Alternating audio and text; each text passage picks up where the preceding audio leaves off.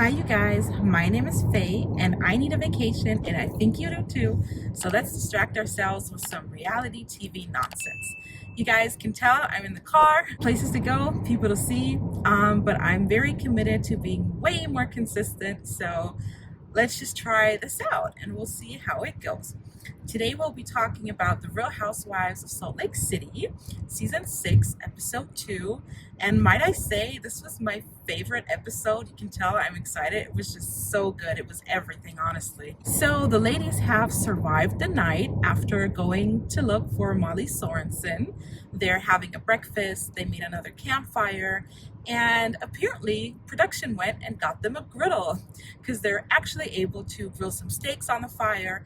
However, they still have to eat them out of paper bowls and without any forks. I only see knives. They also have to brush their teeth by the river. I mean, like I said before, the scenery is beautiful. It is just so gorgeous. They even see some animals, but no, thank you. After breakfast, they still sit around the fire, and Heather shares with the ladies how excited she is that her last daughter is finally leaving the nest and going off to college. She tells the ladies that she's been a single mother ever since she had children. Even back when she was married to her husband, she was basically a married single mother. Everything was 100% her responsibility. And then after the divorce, she was still 100% responsible for the children, to the point to where the husband didn't even have the children overnight. He literally only took the children for visits once weekly. So she's just ready to not be a hands-on mother anymore and so excited for this era of her life to be over. She feels guilty about it, which I can understand, but at the end of the day, she deserves to live a life too and to put herself first. And it has to be insane to raise 3 children all by yourself and to never have a night off, like not even one night. Bronwyn chimes in. She says that she feels completely differently. Her daughter was supposed to go off to college, but she just did not want to let her go and actually ended up moving her boyfriend in just so the daughter would stay at home longer. I forgot to say, that is so bizarre to me. Like, who would move their daughter's boyfriend into their home? Like, and what young couple would actually want that? Like, don't you want to go out and experience the whole moving in together, having your first apartment?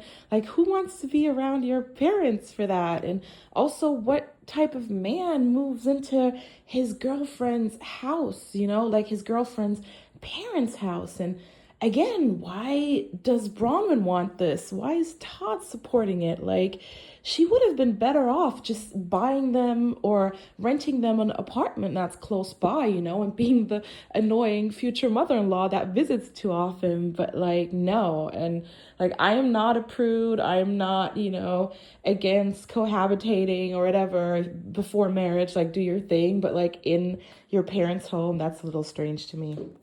Bronwyn just says that she has no idea who she is if she's not her daughter's mother.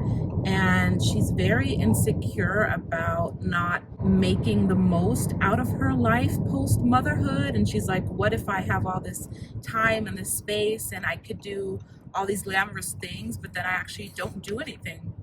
That's great. She also feels like she hasn't done enough with her daughter yet. Heather, however, is very offended. She feels like Bronwyn is judging her and basically saying that Heather doesn't love her children because she wants them to leave. This is very unfair. Honestly, Bronwyn was just trying to relate to Heather, and I think you can really tell that. But at the end of the day, Heather just is not like Bronwyn, so whatever Bronwyn's gonna say or do is gonna be offensive to Heather. Whitney shares that she would love nothing more than to be a stay-at-home mom again, but since the business has failed, she needs to make money now. Whitney asks Mary how Robert is doing. She says that he's doing as well as he can be and that they're just taking it one day at a time. She also shares that her and Robert Sr. have decided to take a step away and to just let him figure it out on his own instead of continuing to be these helicopter parents. And Mary does acknowledge that it must be so difficult to raise 3 children completely on her own. She says that she only has the one son, and she even has her husband, or had her husband, but she could not have done it alone, and she for sure couldn't have done what Heather did. The ladies decide to head home. Of course, the super luxury RV gets stuck in the mud, and the ladies have to get out to push it. Everyone except Mary, she's like, no ma'am, I'm not going to be pushing anybody's RV. So that's how that trip ends. We are introduced to Amy. Apparently she is a Utah or Salt Lake City socialite, or what would be considered a Salt Lake City socialite. Heather explains to us that the social system is based on the church, but if there were to be any socialites, it would be Amy. Heather and Lisa go to lunch. We finally see Lisa. If you can't tell by now, I like Lisa. I don't know, she's like my problematic fave on this series. I don't know, I just like her. So they hug, sit down at the table, and it's really funny because the ladies next to them are giving them the shadiest looks. Like, this lady just looked her up and down, like it was amazing. So Heather tells Lisa about the RV trip. Lisa is shocked, just like all the ladies were. She also says that she cannot fathom Mary going RVing. Heather, however, immediately lets Lisa know that they were all talking about her and that Bronwyn brought up all her lawsuits, and she says that Bronwyn was trying to annihilate Lisa and that Lisa should squash it. And Lisa's like, what's there to squash? Nothing. There is nothing. She describes the lawsuits as baseless, meritless, and malicious claims, and says that they were all dismissed, except for one that's about to get dismissed. In the confessional, she also says, no one sues the bottom bitch, they all come for the top. Yes, Lisa. Lisa further explains, she explains at least one of the lawsuits halfway.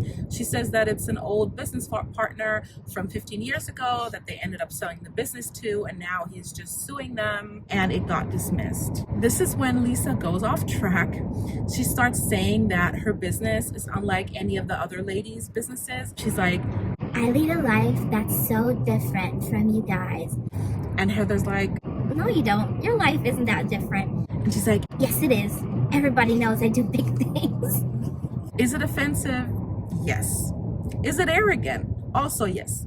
Is it slightly or maybe highly delusional? Yes. But I can't lie, that's why I love Lisa. Like, she cracks me up. Like, she is dead ass. Heather is offended, of course. She calls Lisa elitist in her confessional, but to her face, she doesn't really say anything. She just lets it go.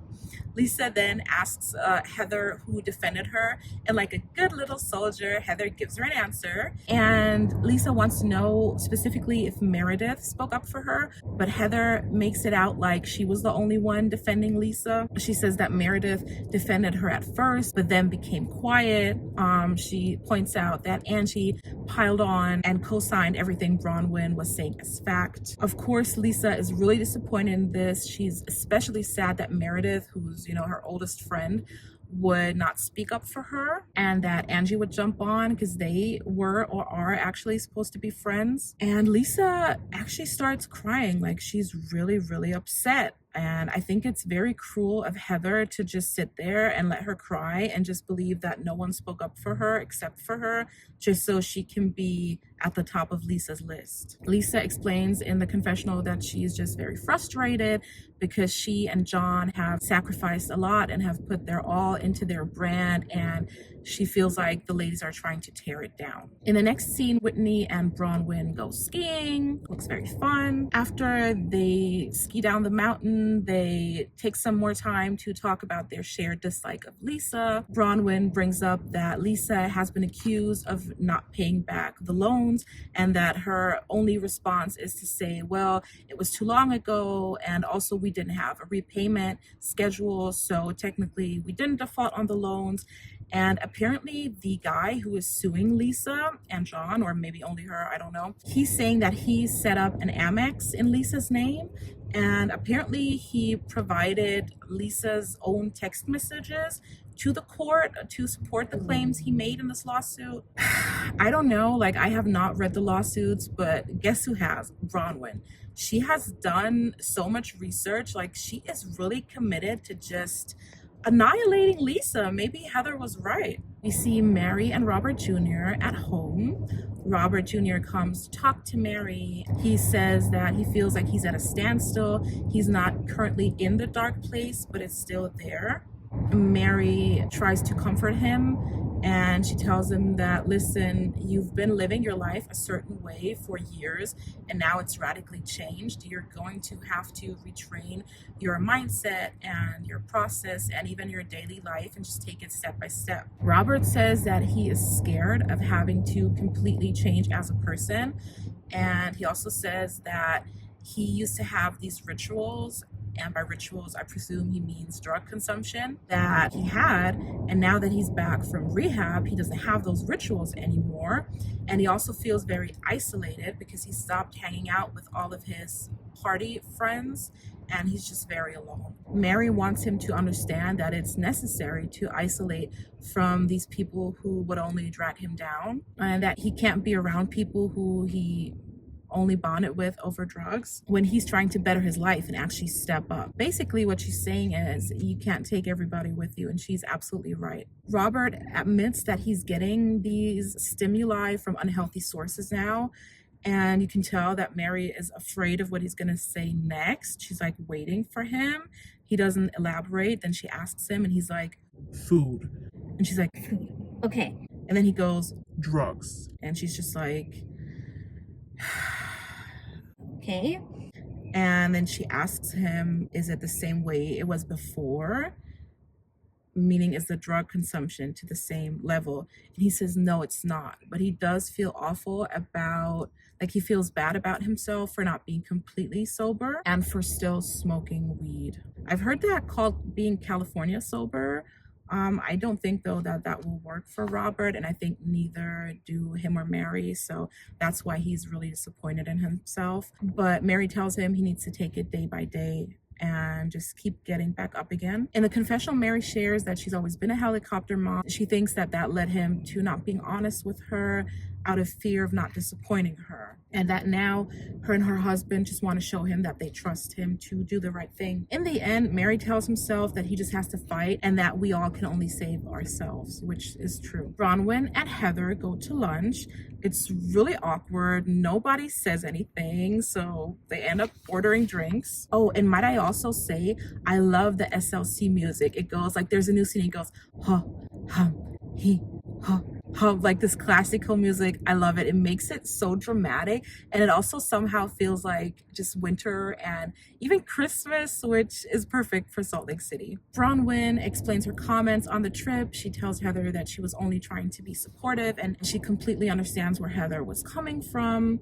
Heather acts like this is some new revelation, and she tells her that she would have loved to have that conversation by the campfire, but she feels like Bronwyn does word salads a lot.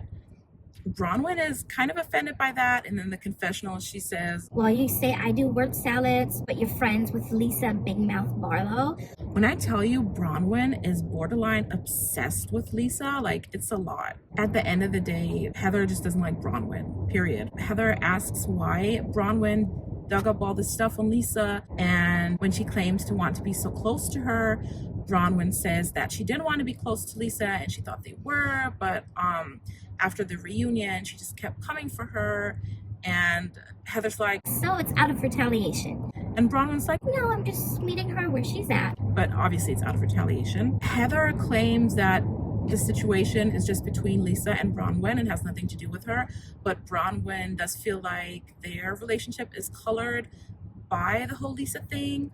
Heather just kind of cuts her off and says, like, Do you want to be friends? and then offers a toast, and they toast, and that's that. Amy's party comes around. Let me just say, Brittany shows up with Jared.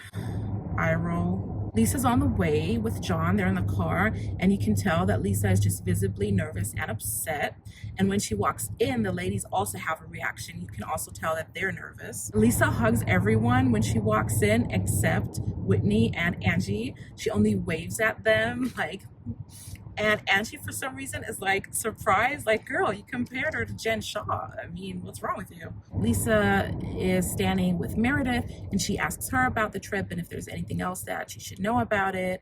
And Meredith answers that she should probably talk to the women because a lot was said and that it wasn't nice. This is when Brittany pops up and Lisa wants to know her perspective. And Brittany, she's just like, well, Bronwyn pulled all this stuff out and Angie compared you to Jen Shaw.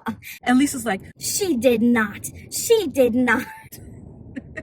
well, she did, Lisa, she did. Whitney, of course, because they're all kind of obsessed with Lisa, is ear hustling, trying to listen into their conversation. Lisa is very offended at being compared to Jen Shaw, obviously. She calls it a horrible accusation. She's shocked that Angie, her friend, would say something like that, especially when Lisa feels like she went the distance for Angie. And we do see flashbacks of last season when Lisa kept defending Angie and her marriage to Meredith, to the point where even her relationship with Meredith kind of got a little fractured.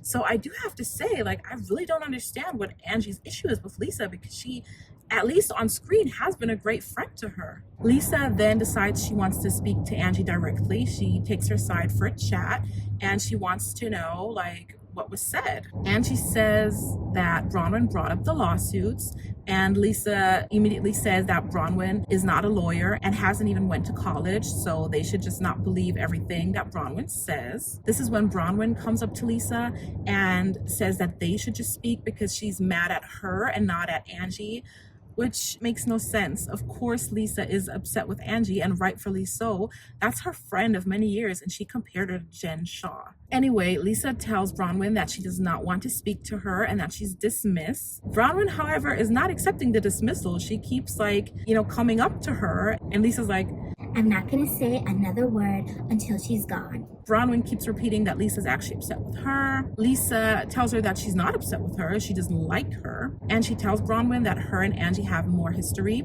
This is when Meredith steps in and she tells Bronwyn, listen, it's just not the right time. However, Bronwyn is not giving up on her moment. She keeps approaching Lisa to the point to where Lisa's like, You're loitering at this point. Then we see a little interlude of the men talking. Seth asks Jared, I believe, if he loves Brittany, if he really is in love with her. And he's just stumbling around his words. I mean, that man does not love Brittany. He just sees her as convenient, shall we say. Easy and convenient. Back to Lisa and Bronwyn arguing. Lisa calls Bronwyn dishonest. Bronwyn says that Lisa talks about her to everyone, and she brought up these lawsuits because she feels like everyone should have a pause and a question about her. This is when Lisa tells her, well, I have a question and a pause about you, gout dick sucker. She literally called her gout dick sucker. Oh, I live. Mary's just like, this is getting nasty really quickly. Heather is hiding her face. Even Brittany's just shaking her head. And Bronwyn's like, so I'm a dick sucker now? Lisa corrects her. She's like, a gout dick sucker. Up to this point, Lisa was eating Bronwyn up. Whitney's in the confessional. She's like, I thought you get gout in your feet. I didn't know you could get it in your dick. And Heather's also making jokes in the confessional about she hasn't heard anyone being called a gout dick sucker since the Civil War. You have to leave it to Heather. She is funny. Bronwyn's like, so just because I bring up stuff that's on the public record, I'm a dick sucker now? And Lisa's like, no, you were a dick sucker before. That's how you have clothes. So far, it's going well, Lisa. She should have left it there and walked away, because after this moment, it goes all the way left for her. Bronwyn tells her, at least my husband pays for my clothes. Who pays for your clothes? Who pays for your Amex? Some guy. Lisa keeps trying and failing to drag Bronwyn. She starts mocking her, and Bronwyn's like, you can mock me all you want. All the screaming at me won't clear up those lawsuits. The only thing that'll clear up those lawsuits is cash. When I tell you, Lisa looked so stupid. I felt so bad for her. Bronwyn then takes it further and she asks Whitney, like, do you suck dick? Whitney's like, yes. And then Bronwyn tells Lisa that she loves sucking dick and she loves having sex with her husband. Then Lisa goes back to the whole Bronwyn saying that when the Amex bill comes, she has to suck her husband's dick. Bronwyn is in her confessional saying it was just a joke and that her Amex bill is so large that it actually comes in boxes. And of course she has to distract Todd sometimes. So when Bronwyn tells Lisa that she enjoys having sex with Todd, Lisa's like, oh, now you're okay with Todd, but in Mexico, it was a problem. Bronwyn hits her with a, well, I have ups and downs in my marriage, just like anyone else who's married. Lisa tries again. She's like, well, nobody talks crap about your husband like you do. And Bronwyn's like, well, nobody borrows money behind their husband's back like you do. Lisa denies it.